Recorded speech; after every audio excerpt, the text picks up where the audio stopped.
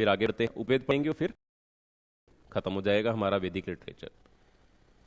क्या हुआ, एक बार एक बंदर जो था वो जंगल में खेल रहा था, बढ़िया खेल रहा था। जंगल के अंदर बंदर कभी इस टहनी से उस टहनी, उस टहनी से उस टहनी, खूब बढ़िया छलांगे मार रहा है। कभी आम खा रहा है, कभी सेब खा रहा है, कभी बनाना खा रहा है, अपनी जिंदगी के प्राइम पर है, जवान सा बंदर है।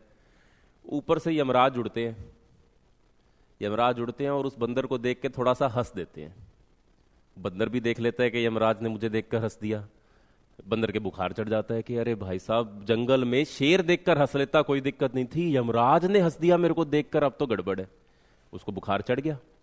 अब बंदर को बुखार चढ़ गया तो हॉस्पिटल में एडमिट है बंदर जंगल के, और हॉस्पिटल किसी वैद्य के पास एडमिट है। सारा जब कोई बीमार हो जाता है तो आदत क्या है हमारी कि हम उससे मिलने जाते हैं, बीमार व्यक्ति से उसकी बीमारी के दौरान हम अस्पताल के अंदर उससे मिलने जाते हैं, उसके लिए फ्रूट लेकर जाते हैं। अरे भैया, उसको चैन करने दो, उसको आराम करने दो, वो पहले ही बीमार है, तुम उससे मिलने जाओगे और वहां पर मिलने जाकर उसके साथ गॉसिप करनी है आपको।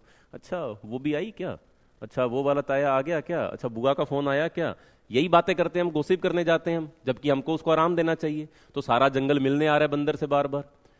अब ऊपर से गरुड़ भगवान उड़ रहे थे, उन्होंने देखा कि सारे जानवर एक जगह इकट्ठे हो रखे हैं, ये क्या दिक्कत है। तो वो नीचे उतरते हैं और पूछते हैं, तो वो सब बताते हैं कि बंदर यहां से जा रहा था, खेल रहा था, और यमराज इसको देख के हंस लिए, तो बंदर को बुखार चढ़ गया, बंदर बीमार हो गया, बंदर के टेंशन हो गया, यमराज क्यों हंस दिए। तो गरुड़ भगवान बोलते हैं कोई बात नहीं, तो टेंशन ना ले बंदर, मैं तेरी सहायता करता हूं, तू चल मेरे साथ। ऐसे कैसे यमराज तेरे को कुछ कह देगा। तो गरुड़ भगवान बंदर को लेकर उड़ते हैं और ये 7 पहाड़ पार करके, समुंदर पार करके, एक छोटे से वीरान टापू के ऊपर एक गुफा के अंदर जाकर बंदर को छोड़ देते हैं कि तू यहां रह, यहां बैठ आराम से, कोई टेंशन वाली बात नहीं है, मैं यमराज से मिलकर आता हूं, यहां तेरे को कोई कुछ नहीं उखाड़ सकेगा। जैसे ही गरुड़ प्रवान निकलते हैं वहां से, उड़ते हैं और जाकर यमराज के पाताल लोक में यमराज से पूछते हैं। जैसे ही पहुंचते हैं तो यमराज उनका आदर सम्मान करता है कि आइए भगवान प्रभु, आइए प्रभु, आपका स्वागत है, पानी लेकर आइए, चाय चाय कॉफी क्या लेंगे। तो गरुड़ भगवान पूछते हैं चाय कॉफी बाद में, तो मुझे ये बताओ कि तुम कल जंगल के ऊपर से उड़ रहे थे, तुमने बंदर को देखकर मुस्कान क्यों दी।